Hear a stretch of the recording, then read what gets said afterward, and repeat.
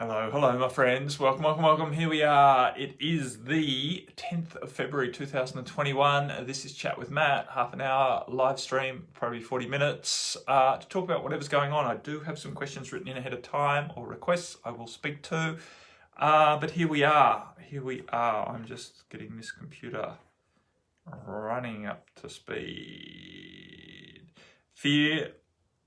Overcoming fear is a big step towards crossing the bridge to that place of love.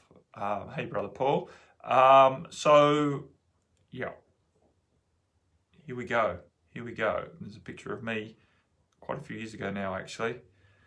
That's pre-launch. That's pre-2000. Well, it's probably sometime during 2015.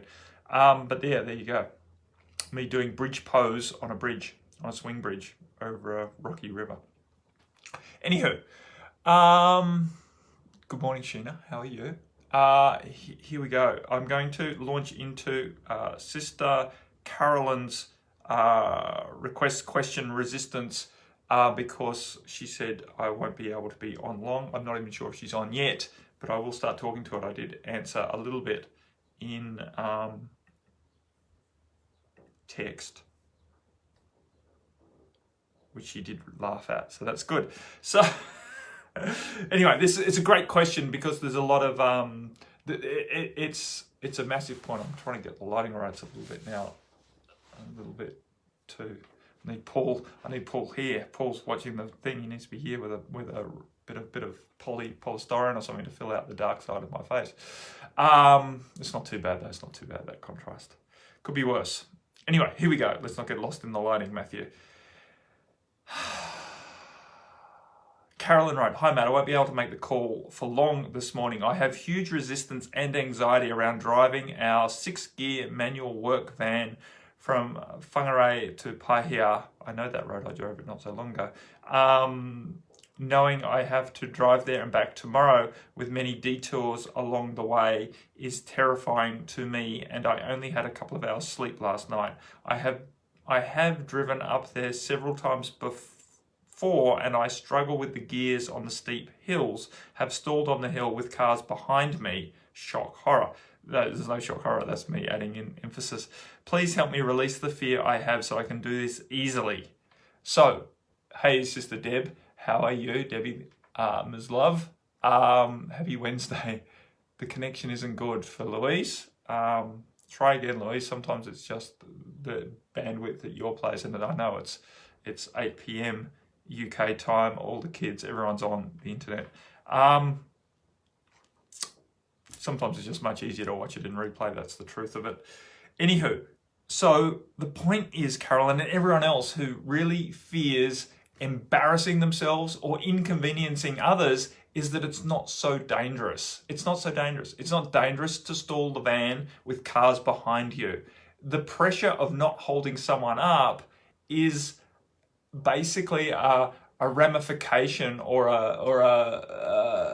an extension of you're not good enough, right? You're not worthy. Like, fuck, for goodness sake. It doesn't matter that you hold other people up. Let them be held up. It's good practice for them. I know we don't go out intentionally to inconvenience others, but the point is all that you can be responsible for is your intention. It's not your intention to drive slowly. It's not your intention to create a hold up on the road. You are doing your best, and that is all that you can do. So you have to let go of how others react to your best efforts. And even more than that, you have to let go of your perception of what other people's reaction is to your best efforts, because you don't actually know what they're thinking in the car behind you. They might not care at all, and yet you're turning red with embarrassment. Your heart rate is racing because you are imagining that they are really angry with you and it feels dangerous. But the truth is, it's all imagination. Yes, I know we have history to back up that that thought, that projection. We have history. We've all seen people do road rage, and we've all heard stories about people wanting to fucking kill and this and that and swear out the window. But in general, it's not nearly as dangerous as you are making out in your mind. So the point is, the more that you can relax into your intention to do the best that you can and not worry about what other people are thinking, the better off you are going to go. Because there's one thing that's for sure: when we fear missing a gear as we drive up a hill, there's more than likely chance that we're going to. I know I've driven big trucks before for a living and I wasn't particularly good at it, right? But I owned my own big truck that I had to drive in the film industry through all sorts of streets in Sydney's back roads. This is before we had GPS too. I remember some horrendous times driving a 22-ton truck with a thick as Refidex UBD street directory on my lap, trying to drive and navigate through a suburb that I've never been before in a massive truck. So those were the days, right? So I get it. I get the fear and not wanting to mess up and not wanting to be a hazard on the roads and all the rest of it. But the more that you can relax, the better you are. I saw it on Facebook once, and you do see some good stuff on Facebook, that someone had put a note on the back of their car, or I think it was like a small truck, that basically said, "Please have patience, it's my first time driving a stick shift," or something like that, right? So, as I said to you what I typed to you, in case you didn't get to this at all, just stick an L plate on the back of the vehicle, and then people will be much more compassionate. People will be much more allowing. People will give you much more distance. They won't be so upset with you if they know that you're just learning to drive this particular vehicle that you struggle with, right? And take lots of deep breaths and relax and just trust. Yeah, it's okay. I somehow managed to get away unscathed. There's no just doing a U-turn though if you miss a corner, right? If you miss a turn in a big truck, there's no just, oh yeah, I'll just pull over here and do a U-turn and go back and get it. It could be kilometers out of your way. And there were time constraints, have to get there on time and all the rest of it. But anywho, it's raining like billy goats here, which is really, really good because we were in drought yesterday, big drought. Which is only ever 2 weeks away here where we live on the Kapiti coast, because we live on sand and it drains out, and there's sort of sand hills, and we're on the top of a sand hill, so it drains really quickly. Even though we've added lots and lots and lots and lots of mulch and organic matter, still we struggle to keep our gardens healthy if we don't have rain for several weeks, especially in February when it's hot and sunny, and today it's just teeming down.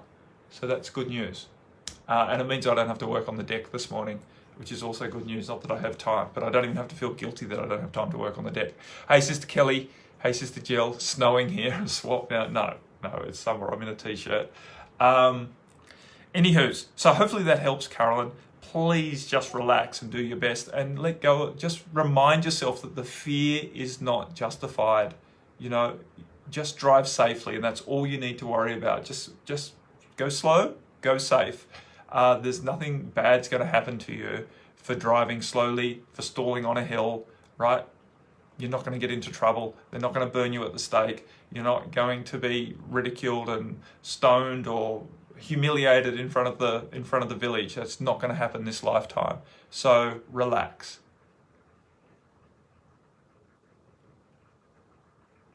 I'm obviously missing a conversation around getting onto these things live, am I?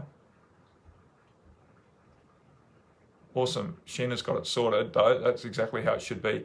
If you go to notifications, if you go into this group, the group heading, if you're actually on the group page, somewhere over on the 3 dots, I don't know, there's somewhere that gives you the option to get notification for this group and to actually prioritize it.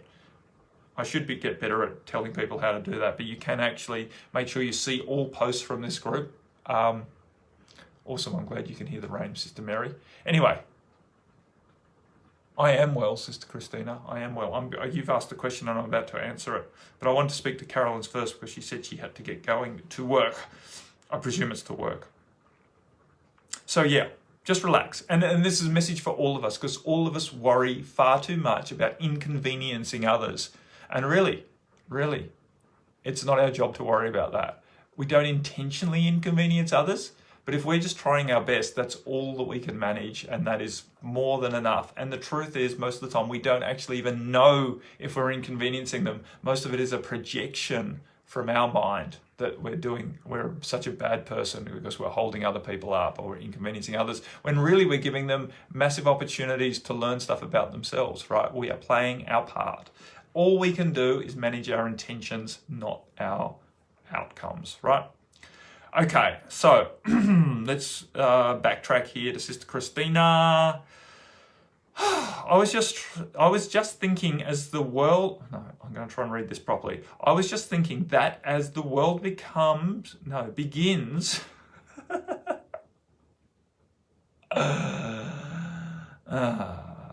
was just thinking that as the world begins to come out of this pandemic, we are truly splitting into at least 2 different camps.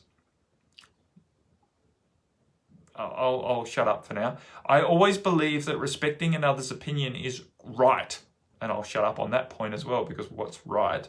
But things become difficult when we are attacked openly and forcefully for our different opinion. It can be very challenging not to be hurt by such attacks, especially when we try and respect the other person attacking us. Okay, so I'm going to start at the back. The way to avoid getting hurt is to remember that the person attacking you is not attacking you because they despise you, not because you're a bad person. It's because they are scared. They are scared and they are wounded and they are in pain. They are attacking you as an outlet for their own pain and fear that they are feeling. When we allow ourselves to be very, very compassionate to these people who are reacting so strongly from fear right now and can't help but to lash out against anything that triggers their fear, e.g. someone who has a different opinion to them, because the point is why they lash out against other people with different opinions is they are so shaky in their own opinion. They realize that they are just clutching at straws with what they are believing. That they know in themselves that their beliefs are not built on strong foundations. And that is why they are so egoically determined to not have that house of cards fall down.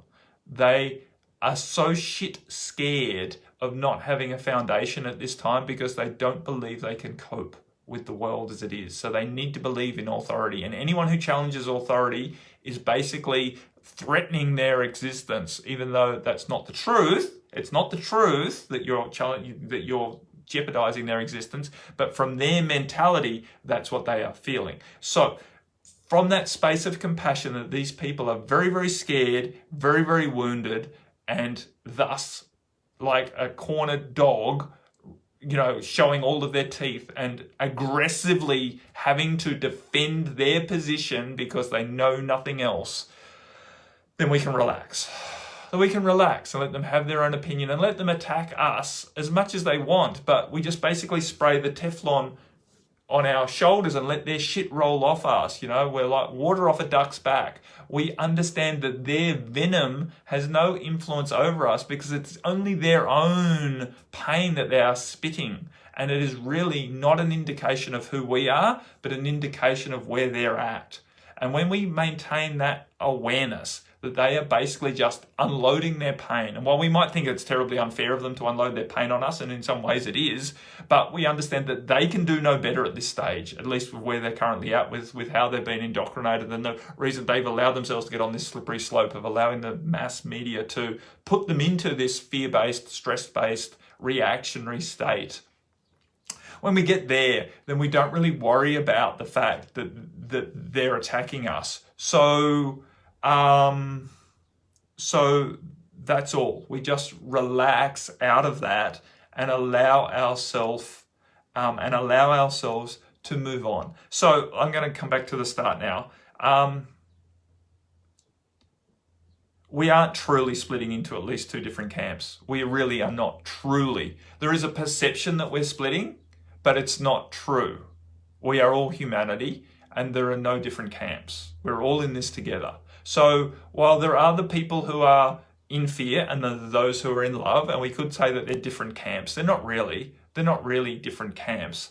They're just different expressions of the same love at this stage, right? So the more that we can be an allowance for the different camps, and we can see that there are people in both camps who are acting from fear, there are people in both camps who are acting from love, there are people in both camps who are inciting more anger, and there are people in both camps who are just trying to do the best for themselves. When we relax out of trying to dichotomize it, without trying to polarize it, without trying to binary option it, right? It's not them and them, right? There's no two camps. There is an infinite number of camps here, and you are one of them, right? Everyone has their own slightly different nuance on their take. And while you might be able to divide it into two camps arbitrarily, based on some criteria and some arbitrary measure of that criteria, how much of what that criteria, how much of another, you could change that criteria very easily, and you could split it into an infinite number of two camps as well, right? You could keep infinitely splitting the population into two camps in different ways. And when you do that, obviously you see there's no more two camps, right? Because there's so many different overlaps. So the Venn diagram is so messy with so many circles drawn on it that you can't say that there's just two camps, right? These circles, two camps, overlap in so many different ways. So, this has really turned into a whole technical expose on my thing. I'm trying to make sure I don't miss anything important there as all of this talk about how to get on is going on during the live stream. But anyway, I'm continuing. So it can be very challenging not to be hurt, but that's a challenge that's worth undertaking. We must be willing to enter the fray. That all makes total sense. Helps. Remembering our Teflon coat at times can be quite hard, especially when they know our weaknesses. It's not that they know, it's not that they're deliberately attacking your weaknesses to get you down. They are doing their best to lift themselves up. They're doing their best to alleviate their pain. You have to remember that everyone is not bad. They're not working to put you down. They don't hate you. They're just trying to alleviate their own pain. And of course they know your weaknesses, because you wear your weaknesses like a neon sign energetically on your forehead, right? You wear your weaknesses as the doubt and the fear that basically attracts those situations. That's it, right? We fear our weakness. And the fact that we fear our weakness is what attracts other people to take advantage of it, right? They're not really taking advantage of it. What they're doing is helping us see very clearly our weakness so that we can make conscious choice to overcome our weakness, right? They're actually giving you a gift. In criticizing you, they are gifting you the opportunity to rise above being influenced by criticism. They're giving you the opportunity to see that your weaknesses don't need to hold you back. Your perceived weaknesses, right? Your perceived weaknesses don't need to be crux, whatever. They don't need to be something that's holding you back. So the point is that every experience you're having is an opportunity to grow. Don't allow yourself to think that you're the victim of something. Don't allow yourself to think that any situation is bad. It's not bad that you got criticized. It's an opportunity. It's a growth opportunity. It's part of your evolution. It wouldn't happen to you if it wasn't for your best good, right? When you have that belief, when you believe that everything that's happening to you in the external world is happening to give you the opportunity to grow, to give you the opportunity to be the most expansive expression of yourself, when you truly believe that the whole world is working for you, your life gets so much easier. It gets so much easier. Do all the bad situations stop happening? No, but you don't suffer through them anymore. That's the point, right? You no longer suffer. You know, the saying goes, pain is inevitable, right? You will feel hurt still, but you won't suffer because you will remember that the hurt feeling is just a wounded aspect of you reacting to an opportunity to step past that wounded aspect of you, right? So there are two camps in the world, right? There's the camp that believes everything in the world is happening for them, and the camp that believes everything in the world is happening against them, right? Glass half full or glass half empty. That is probably the most accurate division. And how many people are in one camp and the other is up for debate. But truly, there are a lot of people in both of the other types of camps who are one or the other. And truly, most of the minority of people on the world are the ones who believe that the world is working for them, and they generally don't need to get themselves into any other camp.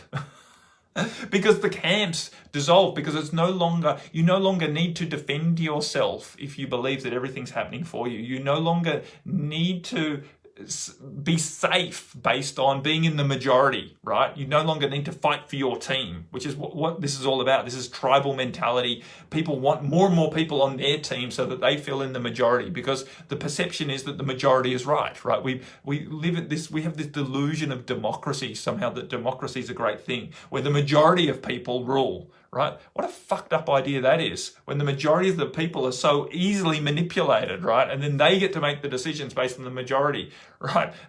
I'm not for democracy.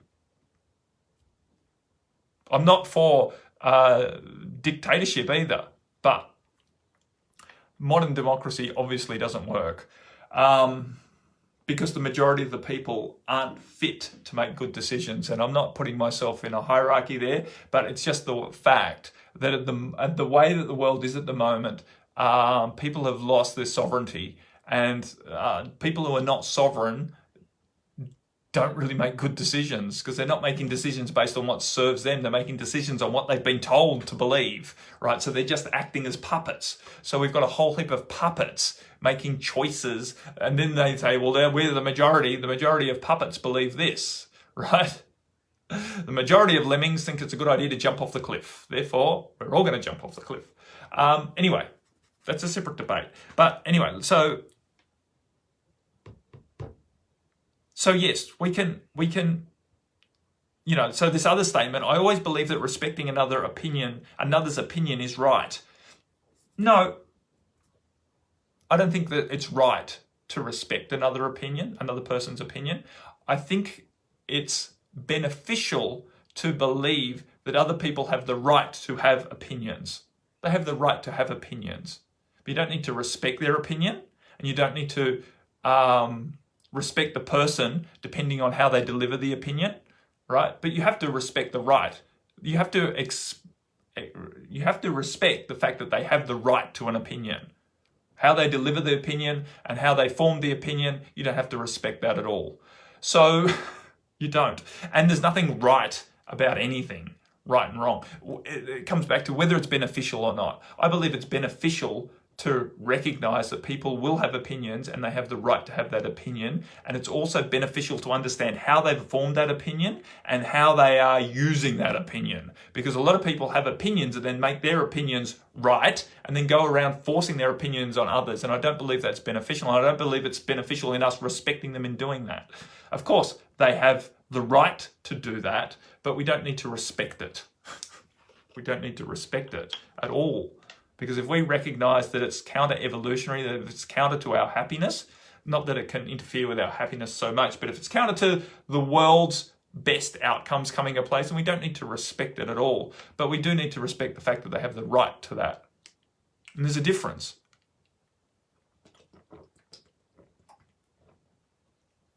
Just because you don't make another person wrong doesn't mean you have to make them right. You can find very, very empowered indifference to the way that they're behaving.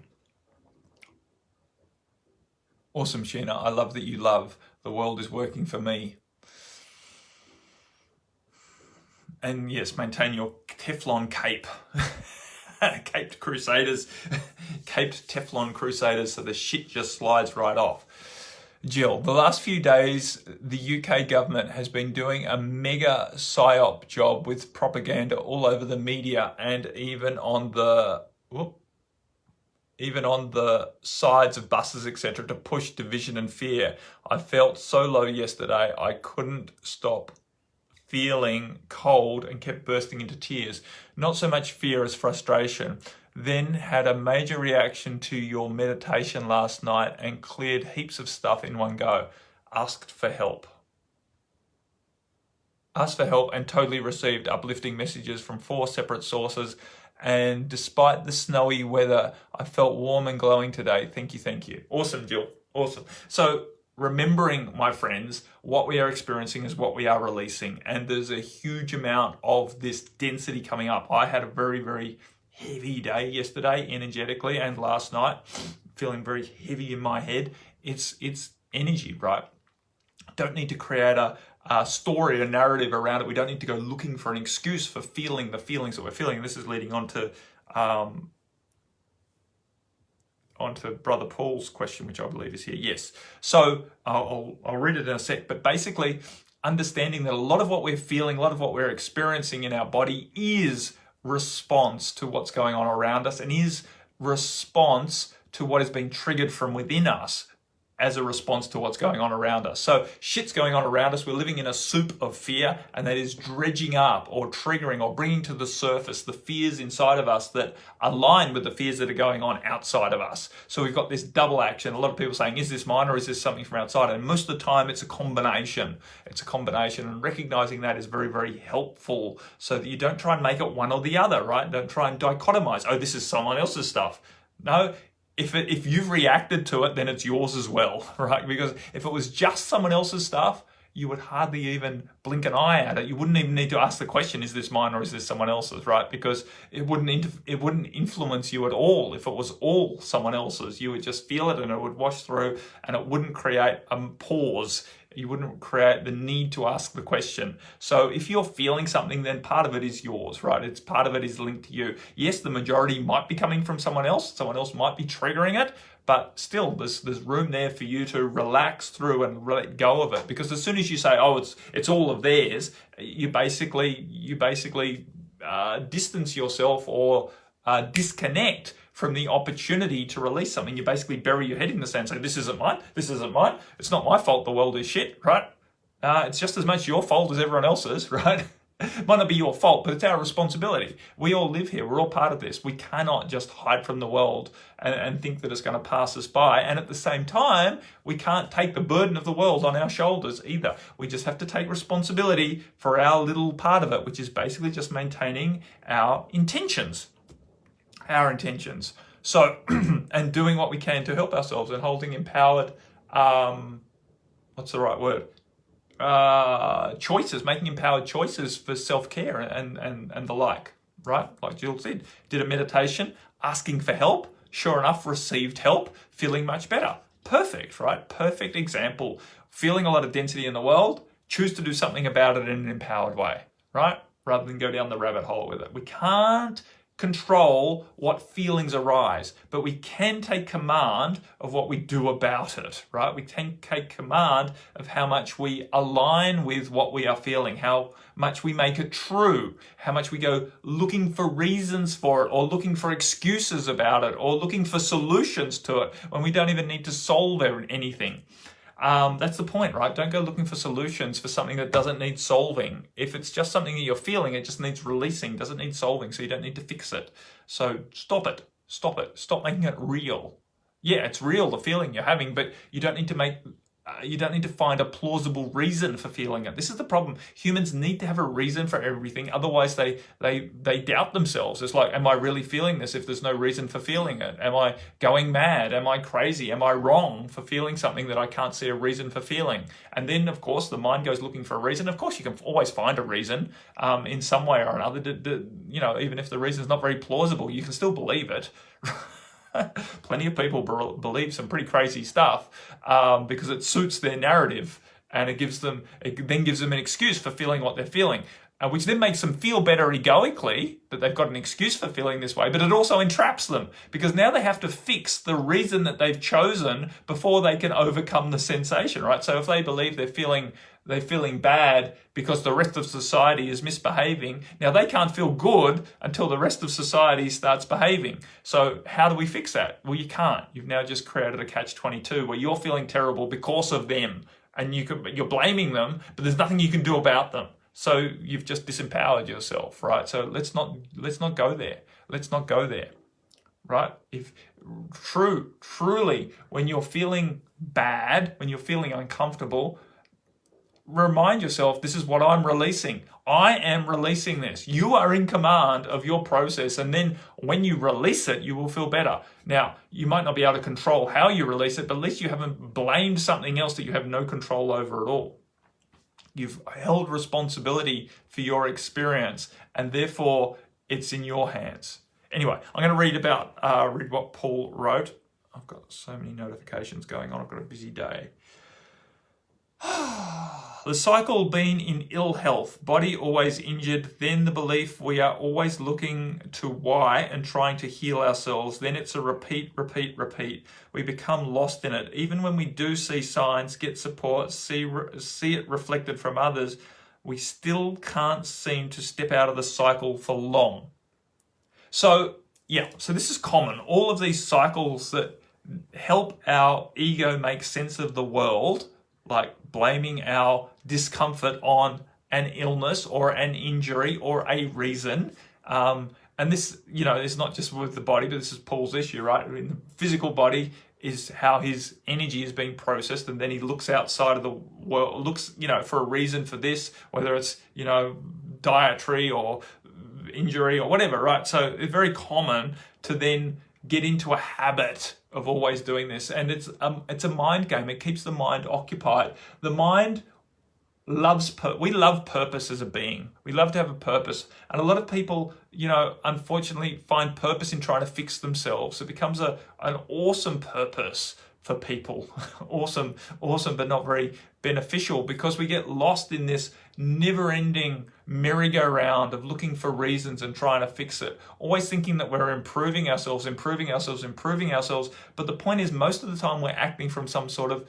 fear-based lack mentality, that we're lacking health and we need to find it outside of ourselves, right? We need to find the answer to achieve. It's a lack mentality based in fear that there's something wrong with us. And in actuality, there's nothing wrong with you. Your body's doing a perfect job of experiencing the energies that you are releasing, experiencing and showing you the density that you're carrying generally from other lifetimes or earlier in this lifetime. So the more that you can relax into making it okay that you're feeling uncomfortable, making it okay that your shoulder doesn't work very well today, or your elbow doesn't work very well today, or your hip doesn't work very well today, or your back's aching today, when you make it okay that you're experiencing these bodily sensations without going into a whole narrative about what you need to do to fix it, because nothing actually needs fixing, you just need to relax and allow the process to proceed, then you're going to move through much more quickly.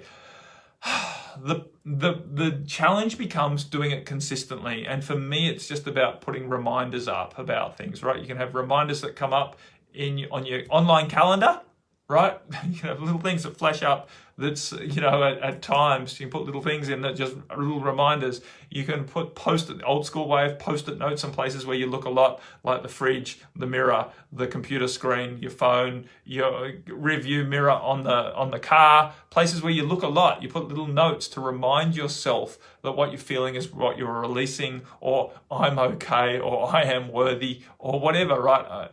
Whatever is required. I'm aligning with abundance is a good one.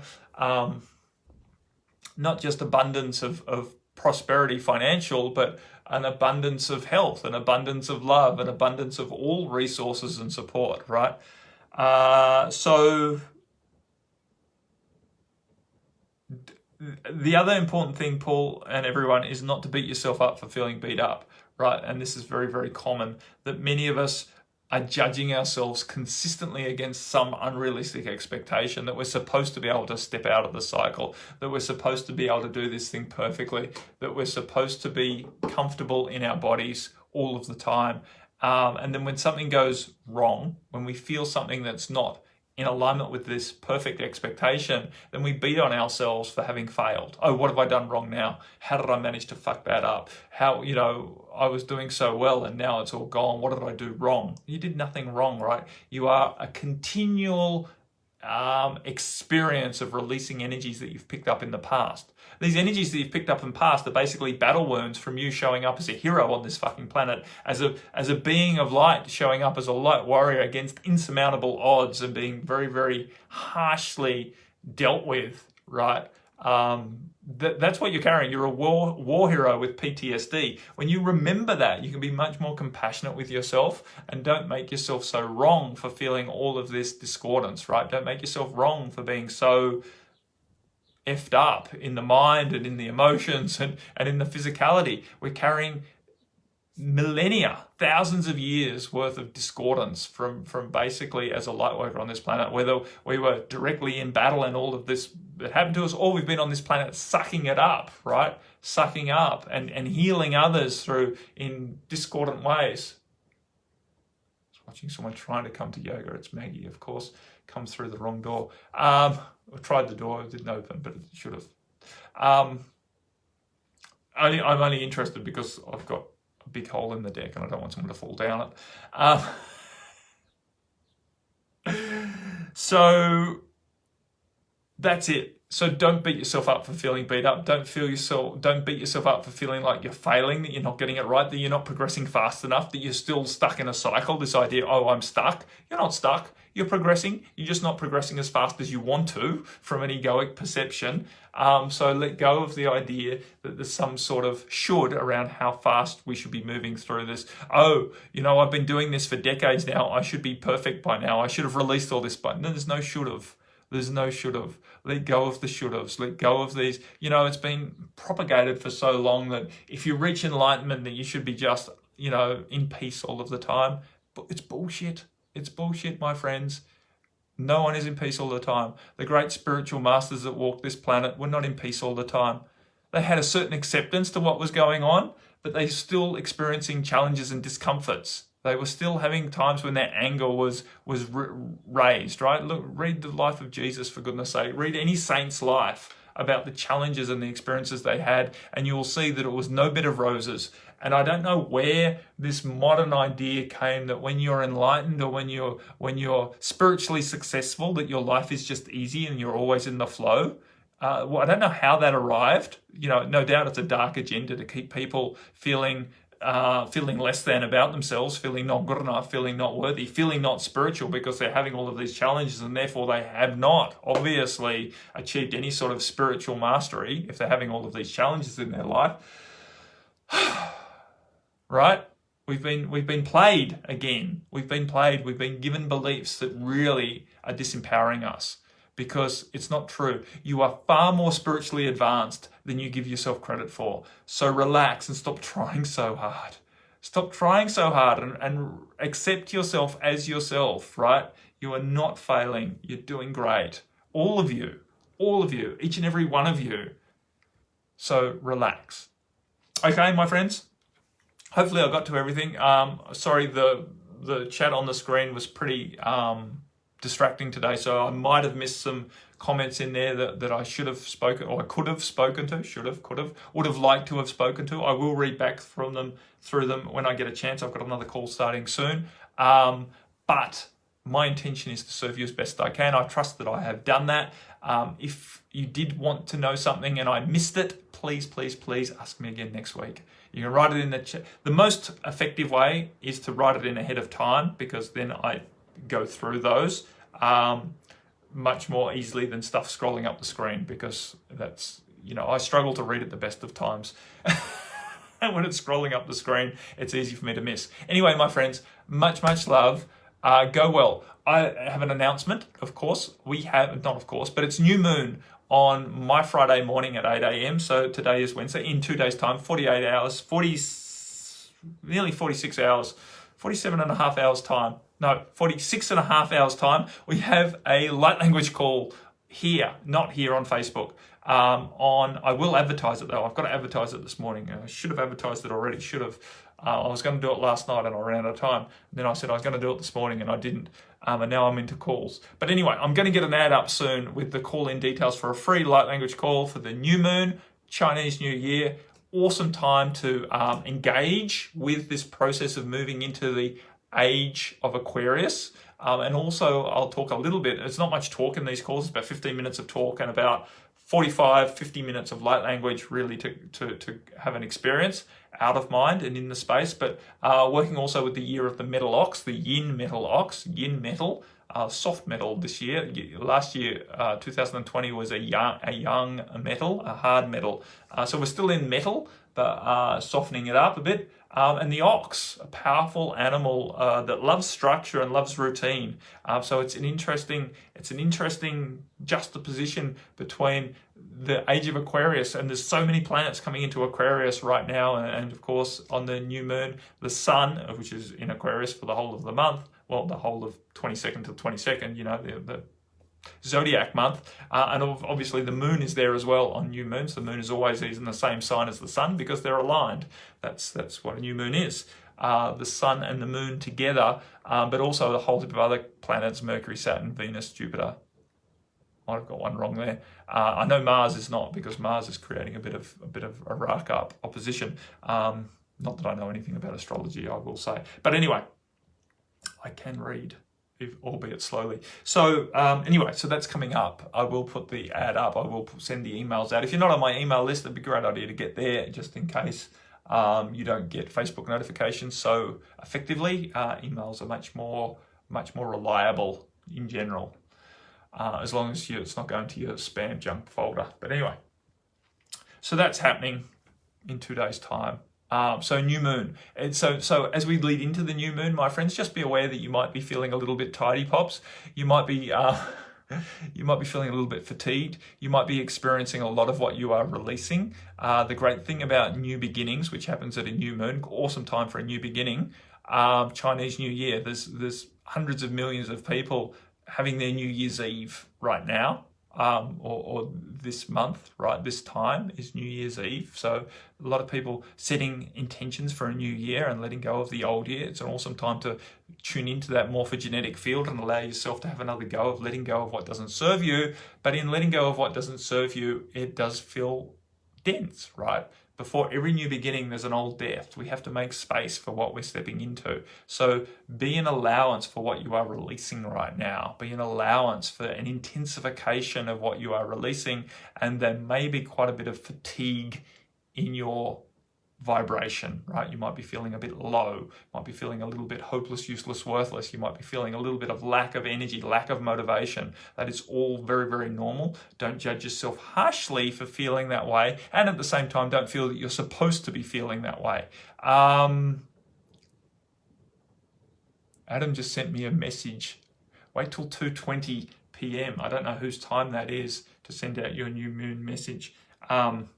Probably his time, I guess, which I can't even remember if it's Eastern time or Central time. But anyway, maybe if I read the notification, the messenger, I'll get a better idea. Adam is an astrologer. He's a very, very good astrologer.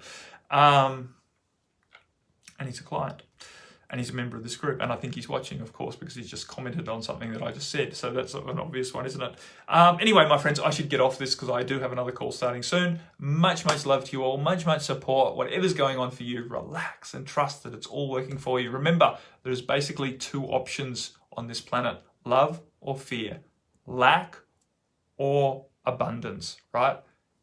That's your choice. It's your choice. And it's not a camp that you get to wear a badge for and you're in forever. It's not that you get your card, right? I'm in the love camp and that's it. No.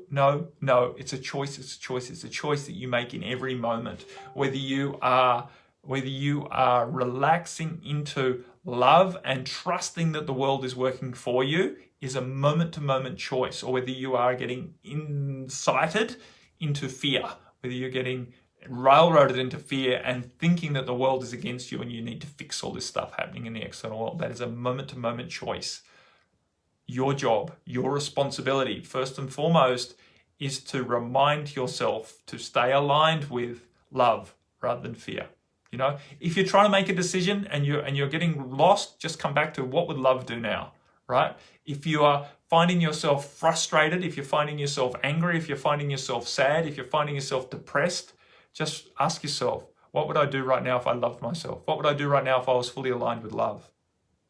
And do that, right? Stop trying to get it right and start choosing to be happy. It is very, very simple. Don't battle the world. Don't try and defend yourself against other people. There's no need, right? As soon as you start defending yourself, you're basically admitting guilt. There's no need to defend. Just don't don't take on whatever their point of view is. Just don't take it on. You don't need to defend yourself against their point of view. Trust that they have the right to have their point of view and that it doesn't really affect you unless you let it, right? Someone can't drive you up the wall unless you give them the keys. Don't give them the keys to your car, right? Maintain your integrity, maintain your sovereignty, maintain your authentic confidence in who you be as a bright being on this planet. Stay in love, relax, and allow yourself to enjoy the ride. Much love, my friends. Bye for now. Namaste.